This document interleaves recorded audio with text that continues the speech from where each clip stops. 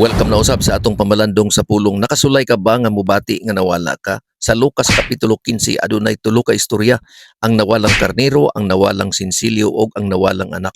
Kamo nalay basa sa tibok na istorya diha.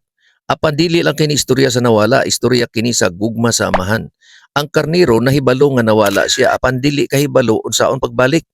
Bisan pa gibayaan sa magbalantay ang 99 aron pangitaon ang usa. Pasabot ana bililhon ka sa Dios.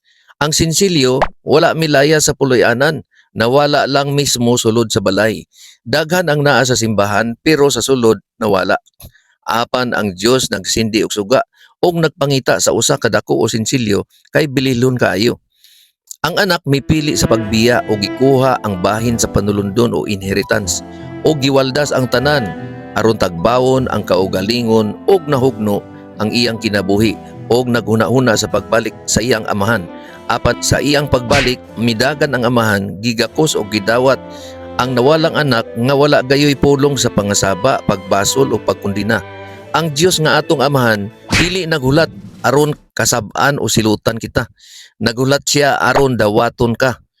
Bisan ikaw pa ang karnero, ang sinsilyo o ang anak, ang amahan nagtan-aw og nagpaabot adlaw-adlaw sa dalan sa gawas sa puloy-anan nga unta magbalik na kita kaniya. Higala og igsuon, pauli na ta sa atong amahan nga nagapaabot nato kay dugay na gimingaw kanato.